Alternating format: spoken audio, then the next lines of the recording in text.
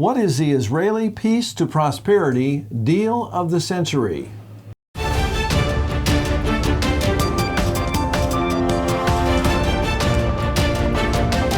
Occupying Till He Comes at Southwest Prophecy Ministries.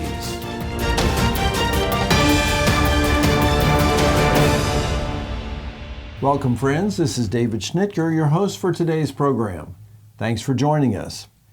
Just a reminder that these programs are supported by your gifts to this ministry. If you would like to contribute to this ongoing faith ministry, which deals with Bible prophecy and current events, simply go to our website to contribute. Our website address is www.swpm.us. You will find a donate link on the home page. The website address again is www.swpm.us. And thank you for your prayers and support for this faith ministry. Well, it is a great privilege to have Bill Salas on the program today to discuss his brand new DVD entitled The Prophetic Mideast Wars. At the end of today's show, we will tell you how you can obtain this excellent prophetic resource. Bill is one of the leading Bible prophecy scholars in our day and is a headliner at prophecy conferences across America. God has gifted Bill with an ability to understand Bible prophecy and relate it to the events that are taking place in our world today. He also has the gift of making obscure prophecies understandable. In fact, I'm having the joy of teaching Bill's trilogy, what I call the trilogy, the Now, the Next, the Last Prophecies, to my senior adult Sunday school class, and they are so grateful for Bill's books. So Bill, welcome to our show today. David, thank you so much for having me on. It's great to have you here in sunny Oklahoma City, and I know you miss your home state of California. But you'll be going back there soon, and we've been keeping you busy this week, haven't we? Well, I've been taken good care of out here in Oklahoma City, so thank you for that. Absolutely. Bill has been with a couple of our sister ministries here in Oklahoma City with the Prophecy Watchers. It's right. Bob and Gary and our friend L.A. Marzulli. Correct, yeah. And so we're glad that you were able to shoehorn us into your busy schedule during these days. Well, Bill, for those who've not heard you at prophecy conferences on other programs, tell us about your ministry and give us your web address. Absolutely. Prophecy Depot Ministries, we're trying to use prophecy as an evangelical tool, pointing to the prophecies that seem very relevant now, and we try to sequence these to the second coming of Jesus Christ and use that as an evangelical tool. I feel that the calling we've got presently for the ministry is to put these prophecies in understandable language. They're complicated, but to sort of deconfuse them so that everyone can understand them. Because Bible prophecy is for every man, woman, and child, not just the scholars. Absolutely. So we try to do that. We try to sequence them as they might lay out between now to the second coming of Jesus Christ, and that's what that book series is about that you're teaching from. Mm-hmm. The website is prophecydepot.com. Prophecy Depot like HomeDepot.com. Okay, great. And you've been writing books on Bible prophecy since 2008. You've written several books, several films as well. And this is your latest offering. Tell us why you decided to write or to create this particular DVD. Right. Well, a lot of it is, I think the timing is critically important. I've been understanding that certain prophecies, pre-tribulation prophecies, centered in the Middle East, dealing with Israel, fighting off their Arab neighbors, Psalm 83 and peripheral prophecies, etc. Ultimately, there's the big war with Ezekiel 38 as well. Your viewers might be familiar with that. I believe that we were getting so close to the timing of the fulfillment of some of these, and they're going to roll off their ancient parchments, they're going to pound down on the pavement, they're going to happen sequentially, and I can see that prophetic calendar is flipping that page right now. Mm-hmm. So I'm trying to come out with this DVD that talks about those prophecies, the nearness of those prophecies, the ordering of those prophecies. And, we got right on the precipice as we sit here just days before, I'm not sure I don't want to timestamp this, but, Donald Trump has got his peace plan out there that enables Israel to annex territory, and Israel is in the process of talking about annexing territory, etc. So the timing of it, what could be the consequences of that? Could you have prophetic implications? The answer to that is highly likely. Mm-hmm. That's why this DVD was put forward at this point in time. Absolutely. And on today's program, we want to talk about President Trump's peace to prosperity, what he calls the deal of the century. Of course, we all know that we have a deal maker in the White House. And though we're focused on domestic events with our news, regarding the Bolshevik Revolution, the peaceful protesters and the pandemic, there's actually some very important things going on in the Middle East. And we want to shift our focus to that today, right, to deal with the deal of the century, which is very imminent. And so we want to kind of unpack that and shift the focus of our listeners toward the Middle East, which of course is the focus of Bible prophecy. Right. So let's begin with a very basic question. What is the peace to prosperity deal of the century that Donald Trump and Benjamin Netanyahu are about today? Right. This is a very important plan that Donald Trump has finally revealed as of January. It's got two different aspects to it. There was an economic and a political. It's 81 pages, and so I've scanned through some of it and got a lot of the highlights and things like that. But, it was one of his three major campaign promises on the presidential trail, centered around benefiting Israel. One of them was the moving of the U.S. Embassy to Jerusalem. That happened on May 14th of 2018. A week prior to that was the backing out of the Iran JCPO, Joint Comprehensive Plan of Action, bad nuclear deal. He did that on May 8th. He also came forward on a sideline note last year and said, yes, we respect Israel's sovereignty over the Golan Heights. So another, perk into his relationship with Benjamin Netanyahu. But the one thing he talked about was he was going to try to do the deal of the century, a Mideast peace plan. He is the author of The Art of the Deal back in 1987. So he's interested in deal making, and as in his prior career. And big deals. Big deals. Big deals, right. Big deals. So he thought this would be the deal of the century, as the name indicates. Well, it was sort of under wraps for quite some time. It was still in the developmental stages. And then in June of 2019, he unleashed the first aspect of it, which was the economic aspect. He went to send Jared Kushner over to Manama, Bahrain, and they put together a lot of the Arab ministers, predominantly the Sunni ministers, a lot of them from the Gulf Cooperative Council states of Bahrain, United Arab Emirates, Saudi Arabia, etc., who also have a concern about Iran across the Gulf, and they see America as an ally in that to help them with that. So they were all ears. They came to the meeting. He only introduced the economic aspect of how this could benefit the neighborhood, the Palestinians, the Arabs, the Israelis, economically. So it was kind of a little twist from the prior peace plans with Clinton and Bush and Obama. But then he introduced Netanyahu in January of 2020, the political aspects, which is where you're starting to get into the teeth of the deal, where the pedal hits the metal. It's the land, the promised land, and that's where the concerns are. That's the contested thing. It's the land. Right. Every square inch of it's very contested. That's it, and it's the promised land. It's the Holy Land. It's the Fertile Crescent. So yeah. Well, how is the international community responding to it? How are the nasty neighbors of Israel, the Palestinian community, how do they feel about this deal of the century? Well, they don't like it. There's been because let me preface what I'm about to say. When the plan came out, the Palestinians rejected it immediately without even reading the pages or without knowing what's going on. And they are supposed to be a party in this negotiating, right? It's two parties trying to resolve the conflict. Two-state solution, as we hear. Essentially, well, that's what it's been. Prior, there was land for peace deals, two-state solutions, etc. This does have some land for peace deal in it, some two-state solution in it as well. The Trump plan, it's got some differences from the prior plans. But the Palestinians outright, flat out rejected it. So now it puts it into Israel's court. They can annex, it calls for the annexation of some territory, and at this point we're talking about 30% of the West Bank.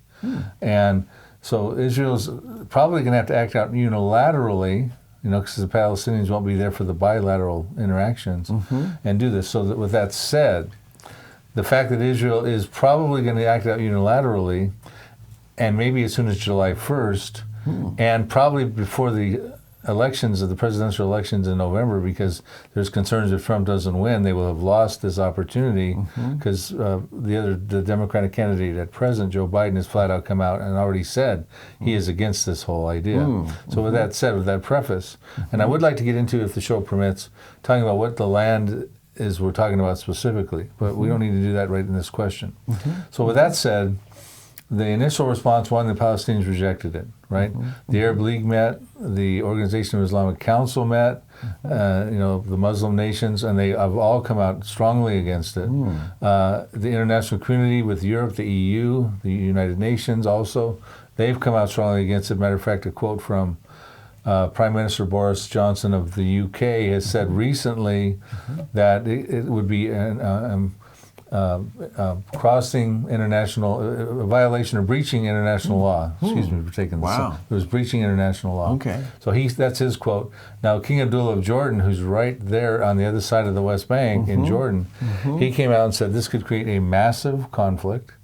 His foreign minister, Ayman Safadi of Jordan, came out and said this could be a long and violent conflict. So throw in the word long and violent and massive conflict, meaning outside in the neighborhood. Would you consider that a warning? Are they're basically saying if you go through with this, there's going to be a war?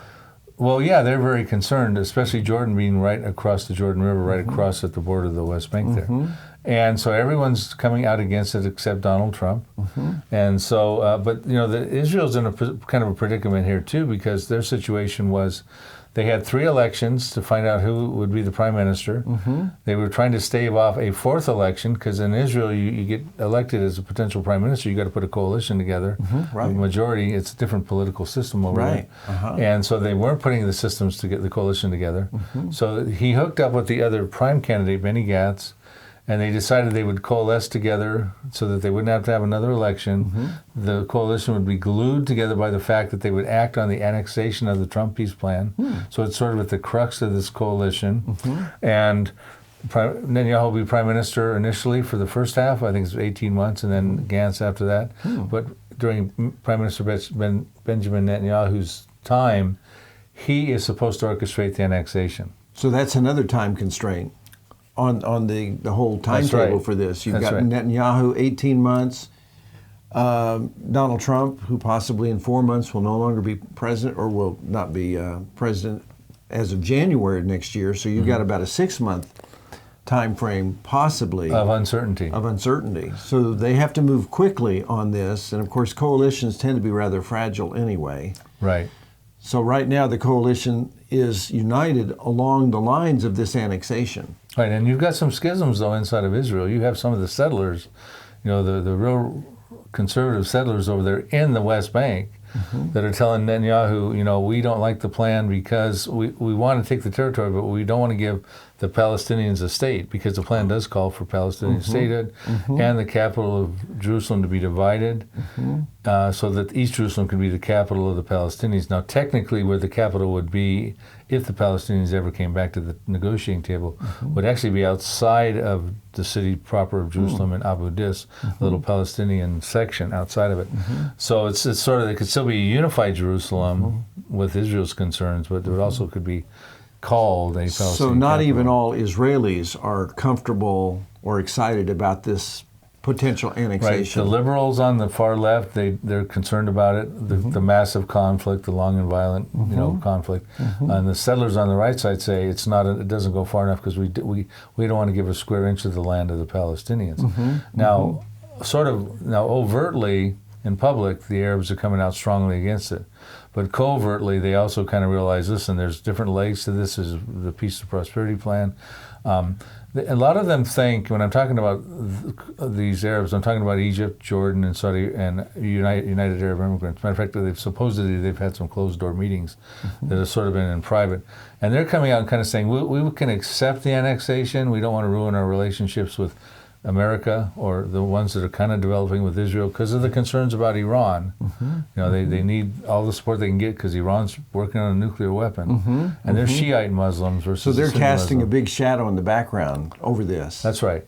So supposedly, they won't say it publicly, but they'll kind of accept the annexation. But we'll have to see. But because a lot of the feelings they have is that the Palestinians, Mahmoud Abbas, that they really missed a grand opportunity to get what they could when Clinton was in office, and then especially with Obama. When are they going to figure out what they're doing? So there's sort of that frustration among some of the Arabs covertly, that they won't necessarily say. Now, this might be a simplistic question, but I'm a simple person. At the far end of this deal, if it goes through, will Israel end up with more land than they have currently or less? Well, so let's talk about the land in question, the subject land. It's the West Bank predominantly. And the West Bank, as of 1995 in the Oslo II Accord, was divided into 3 areas, Area A, B, and C. Area A comprises about 18% of the landmass. It is controlled pretty much throughout, education, health, defense, and everything, by the Palestinians. Area B, is about 21%. The Palestinians have control over the health and the education and things like that, but Israel has control over the security. Area C is controlled throughout by Israel. And that's the predominant percentage of the West Bank, with Area C? 61%. So it's the largest. Right. And it's totally controlled by the Israelis? It is. Okay. Yeah. Now, there's 2.3 million or something like that.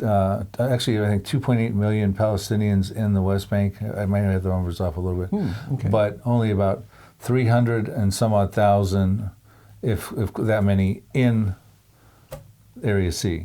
So all the other 2 million are in areas A and B, the smaller areas. Okay. So the numbers may be off a little bit, but you can see the disproportionate. So primarily, A and B are primarily inhabited by Palestinians. Right. Okay. And there are a few Palestinians in Area C, but predominantly Jews. So here's the point. Now I want to take us back to the Camp David Accord in 2000 when Bill Clinton met with Ehud Barak, Prime Minister of Israel at the time, and Yasser Arafat, head of the PLO at that time. And they came to Camp David, and Yasser Arafat wanted 100% of the West Bank. Okay. Now, he was going to be able to walk away from that deal with 91% of the West Bank, maybe 92% with the subsequent land swap, but he walked away from the whole thing because he didn't get his 100%. Now Israel is willing to accept 30%, not give away 92%, accept 30% of the West Bank, meaning 70% left of the West Bank could be eligible for a Palestinian state. So it's quite a compromise on Israel's. They've already got control of Area C. They're willing to give 70% of the West Bank to the Palestinians. Well, at this point they're just talking about taking 30%. They likely would leave eligible for land swaps and talking of the other 70%. Okay. But the Palestinians aren't even coming to the table with that offer. So they're still intransigent. They want it all. Kind of the same attitude that Arafat had back in the year 2000. Right, and the other issue too is that in the other peace plans with the other presidents, there was a right of return for the refugees to be able to. There's a lot of Palestinian refugees that are scattered out, not only in the West Bank, but out in some of the Arab nations over there. And this plan is saying that we're not really going to deal with the right of return of the refugees. It's not really a part and parcel of this plan. Okay. So that's another concern the Palestinians So have. it leaves that issue unanswered. That's right. Okay. Well, let's pull back a little bit, Bill, and talk about the Bible. And, we can get into all the weeds in terms of the political back and forth and negotiations and those kinds of things. But as Christians and those who are Bible believing, what are Israel's biblical and legal rights to sovereignty of the West Bank? Right. Well, biblically speaking, let's start right there. In Genesis 15:18, God gave to Abraham, as part of the Abrahamic covenant, He gave them all the land from the river of Egypt, probably the Nile, great river of Egypt, to the river Euphrates, which courses through modern-day Syria and Iraq. Now that is the promised land that Israel at no point has ever possessed all of that. Now during Joshua's time, they possessed quite a bit of it. They won the wars with Joshua and they came into the land of milk and honey. That was about 3,300 years ago. King David and King Solomon about 3,000 years ago won some wars and took more land, even more than Joshua had. Of course, then you had the Babylonian captivity and things like that, but Israel came back in the land in 1948, took over a sliver of the land that David and Solomon had, about 2/3 of the amount. And then they won the war in 1967, almost tripled their size, but then, of course, they gave back the Sinai, pulled out of the Gaza in 2005, I believe it was, and things like that. So the land mass in general is, you could almost fit 36 Israels like today into the size of all the land they will ultimately get. And I believe they get some of that when they start winning these wars that we'll talk about if this show or the next program. But when Jesus returns, they're going to get it all.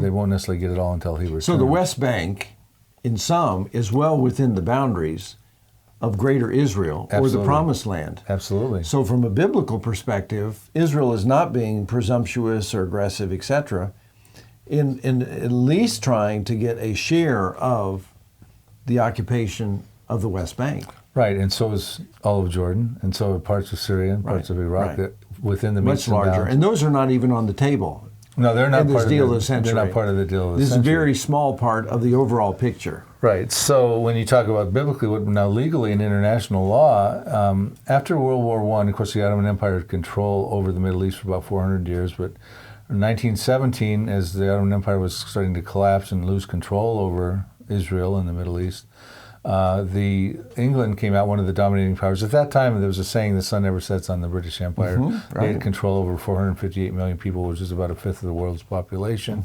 and about 13 million square miles, sovereignty over that, which is about a fourth of the landmass of the world. In 1917, they came out along, they were in that war with France and Italy, and they came out and they're winning the war, and they came out with the Balfour Declaration. Lord Balfour came out with a declaration, which is a public declaration that they wanted to support Israel having a homeland again.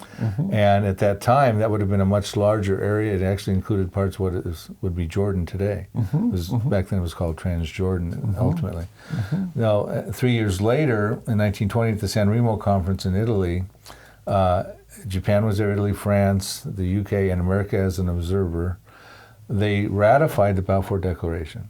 So technically it was given to Israel, that land, as a state, and a much larger portion of land than they got ultimately. Almost 100 years ago. Yeah. So, and then in when the League of Nations came together, they actually moved forward in that direction. There's a charter when the United Nations came and replaced the League of Nations that you cannot change pre-established international law. But when we come around to the vote in 1947 for will Israel be reinstated into a homeland, and a much smaller portion now, because Jordan came into existence in between. In 1946, Jordan got Jordan, right? Which was supposed to be part of Israel. So now in 1947, the Arabs voted against there being in Israel. And in 1948, when Israel was rebirth, May 14th, 1940, the Arabs came to war against Israel. But technically, legally, it was established back with the San Remo, and the League of Nations carried it on, that they were supposed to be able to get that land. So both from a biblical, i.e. Genesis 15:18, and a legal, as per the 1920 agreement, Israel has the rights to the entirety of the West Bank. Absolutely. And they've had to fight for every square inch of it since they've come back. Well, let me ask this, Bill. What could be the consequences of Israel acting unilaterally in annexation, as it looks like it will be a unilateral action? Well, this is the big thing. Right now, it's a little bit hard to say for sure if this is going to jumpstart these end times biblical prophecies with Israel fighting off the Arabs and those prophecies. There's quite a few of them. Because the dynamic is a little blurry, because you have the Iran factor going on. You have some of these Arab states that just don't like Israel, but they hate Iran more.